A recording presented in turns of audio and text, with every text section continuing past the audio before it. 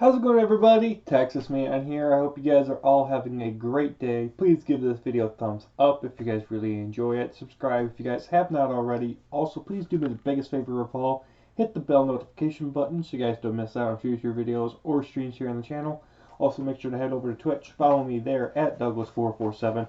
I stream there at least once a week, whether it be for Call of Duty Battlefield, Halo, Destiny, or anything else you guys suggest. And if you guys have any movies you guys want me to watch and review here on the channel, please let me know what they are in the comment section.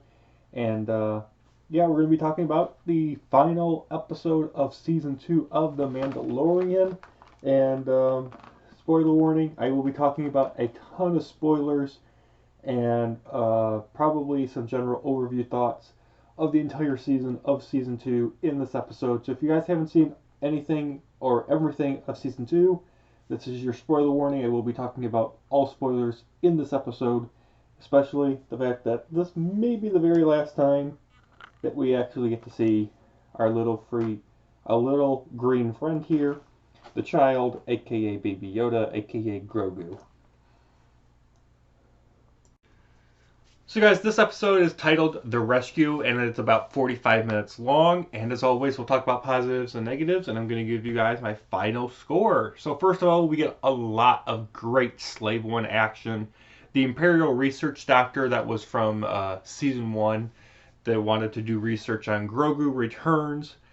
We get some Death Star 1 and Death Star 2 references, which I really enjoyed that. We get to explore a brand new planet for a little bit. And we get to also see the live action version of the Mandalorian fighters. They were featured in the Clone Wars and in the Rebels show, and we get to see them live action in this episode. Bo-Katan and one of her Night Owls makes a return, which I thought was really cool. And my theory of the fact that I thought the Mandalorian show was turning into the Star Wars version of the Avengers actually came true. So the Mandalorian ends up recruiting, and he forms his own Star Wars Avengers team consisting of the ex-Rebel Drop Trooper, Cara Dune. We have Bo-Katan. We have Boba Fett. We have one of Bo-Katan's Night Owls, and we have that Jabba the Hutt sniper bounty hunter lady. She's in here. So it just felt like a really cool Avengers team. The only thing I thought was weird is that the Marshal never showed up. They didn't go to Tatooine to recruit the Marshal, which I thought was kind of strange.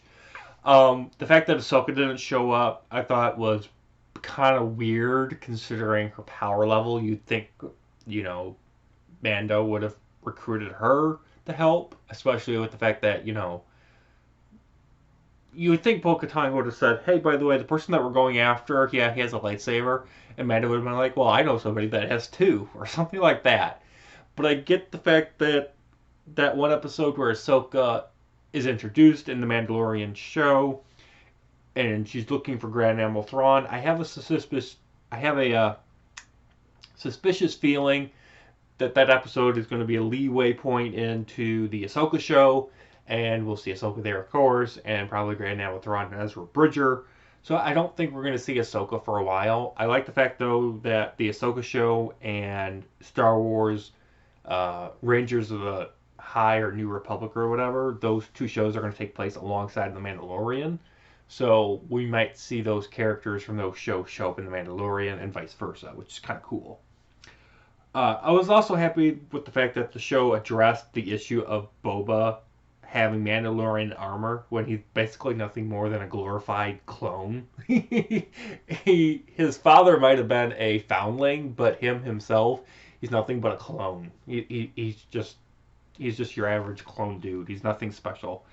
This episode also has a great soundtrack and great sound design. Like, you can go onto YouTube and just listen to the Dark Troopers theme song, like, for an hour long, and it never gets old. It's a really cool mix of electro with a little bit of Imperial March and the more Mandalorian theme song as well, which is really cool. We also get to figure out, finally, this kind of bugged me, because I'm like, Dark Troopers used to be suits that humans could go inside of and make the wearer basically like an Iron Man. But in this version of the Dark Troopers that they have in this show. They're basically Imperial super battle droids, and they basically have Beskar armor, which makes these Dark Troopers Terminators. Like, you can punch them, you can shoot them, you can shoot rockets at them, they don't die. You can burn them with your flamethrower, they don't die. It was really cool, and it just proved the fact that the Dark Troopers are a true threat, and they're not pushovers. And you see that when the Mandalorian is trying to face off just against one of them. He really struggled to actually defeat him. We also get to learn that the Empire wanted Grogu's blood in order to basically make Snoke. I mean, they don't say it out loud, but they, you know, uh, Gideon basically says, I wanted to study his blood. We're going to use it to help create order, which is the first order. And what do you need with a force-sensitive Jedi's blood for? You're going to use it to hopefully help create Snoke or to bring back Palpatine. So this show is unfortunately really hitting home the fact that it's leading into the sequel trilogy. We're getting there. We're going to go there eventually. The Moff Gideon versus the Mando lightsaber versus Beskar staff was pretty cool. And we get to finally I'm sorry, one more thing. We also get to learn that the Darksaber is actually important. For a lot of people that have actually watched the Mandalorian show, and I know for a lot of people that have watched the show, they've never watched Clone Wars, they've never watched Rebels. The show has piqued their interest to go watch those shows, which is really cool. But if you haven't seen Rebels or Clone Wars, this episode actually explains the fact that it's really important, and it explains the rules and the laws. I don't want to dive into it too much in this episode because I want you to watch the episode or the shows and figure that out on your own terms, because it's really cool and it's a really good story beat and a lot of lore into the Star Wars universe that I want you to experience for yourself. But it does explain that, so I'll let you guys know about that. And we get to finally figure out who answered Grogu's Force call throughout the universe. Luke Skywalker!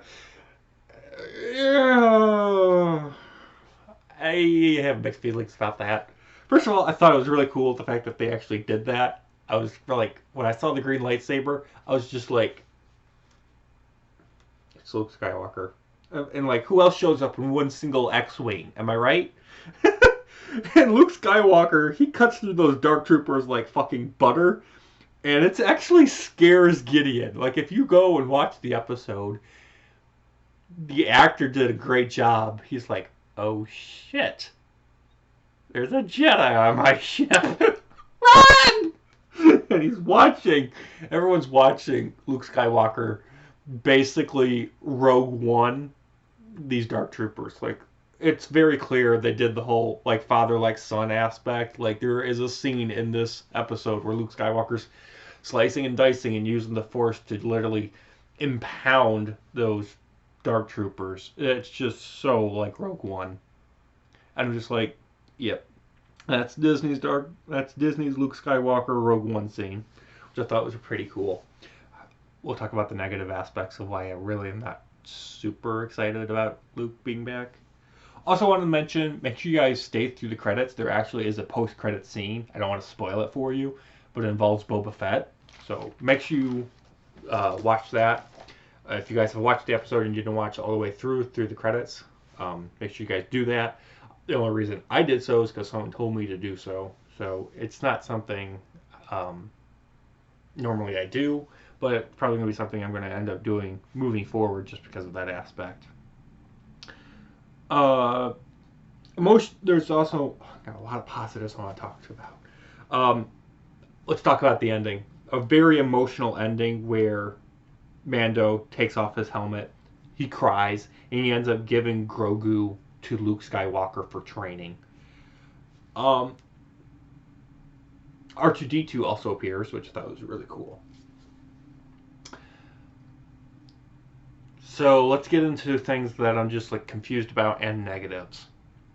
First of all, this season still hasn't answered. This episode did not answer who saved Grogu from Order 66. This is something that they kind of brought up through the later half of the season. Who saved Grogu?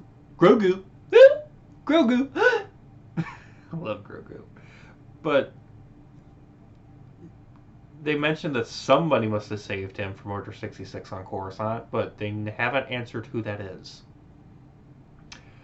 Also, I don't understand why the Imperial Doctor ends up aiding Mando and his Avengers allies, basically, to rescue Grogu. And then when he does, he kind of just disappears off screen. He just vanishes, which I thought was kind of weird. Now that Luke Skywalker is in the actual Mandalorian show, and Ahsoka is, I want Luke and Ahsoka to meet up and like talk about the Clone Wars. I want Ahsoka to tell Luke about his dad and what he was like before he became Darth Vader, things like that. I have a suspicious feeling that Mando and Bo-Katan, they're going to end up fighting for the Black Saber for control of that, because now Mando has it, but Bo-Katan wants it so she can rule over Mandalore. I also have a suspicious feeling that Season 3 is basically going to be about the Siege of Mandalore again. I mean, we had that in the Clone Wars, but we're going to have another Siege of Mandalore so Bo-Katan can rule it.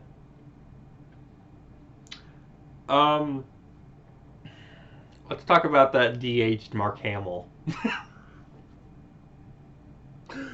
The de-aging technology does not work. It still doesn't look right. They've tried it with Leia. They tried it with Tarkin. They've tried it now with Luke Skywalker, and it just doesn't look good. Like, you're seeing Luke Skywalker on these, TV monitors, and you're like, yes, Luke Skywalker, and then you see his face, and you're like, ooh, what the hell abomination is that I'm seeing? It's really bad. Really, really, really bad. And I've had a friend actually criticize the fact that a lot of the episode involving Luke Skywalker, especially those scenes, like, you don't actually get to see Luke Skywalker's face. And I'm like, you wonder why? Because his face, it's been de-aged. It's Mark Hamill standing there, but he's been de-aged, so he looks more in line with the timeline of the Star Wars universe. But it doesn't look right. And you can tell they had to rush it. I'm pretty sure the whole everyone looking at a TV monitor screen and watching Luke Skywalker kill Dark Troopers instead of us actually seeing him doing it all the time was because the technology just hasn't advanced enough. I mean, I'm sure it'll get there at a point, but the de-aging technology just looks weird. Like, you go and watch it and it doesn't look right. Compare the Luke Skywalker in The Mandalorian to Luke Skywalker in Return of the Jedi, and they're completely two different faces. Also, last thing, if Grogu is being trained by Luke Skywalker before the events of The Force Awakens, there's only two things that can happen to Grogu. Either A, he's going to get killed by Kylo Ren, or B, he'll be hidden away before the events that transpire in the sequel trilogy, where Luke Skywalker's Jedi Academy is completely wiped out. So that's really an interesting thing to think about. I mean, if we don't see Grogu again, I mean, Mando says, I'll see you again, but we kind of have now a suspicious feeling of what Grogu's fate's going to be, especially since we know what happens in episodes 7, 8, and 9. Guys, I really did have a blast watching this episode, and I thought it was a pretty good Season 2 finale. That was a good finale. The whole purpose of this season was Mandalorian trying to get Grogu to a Jedi, and he accomplished his mission, and now he's going to go probably on another one where now he's going to help Bo-Katan try to retake Mandalore. I will be covering Season 3 when it drops in 2021, and with that, guys, I'm going to give the episode a 9 out of 10. I appreciate all of you guys for watching. You guys all have a Merry Christmas and a Happy New Year. I'll see you guys in the next video or stream. Bye, guys.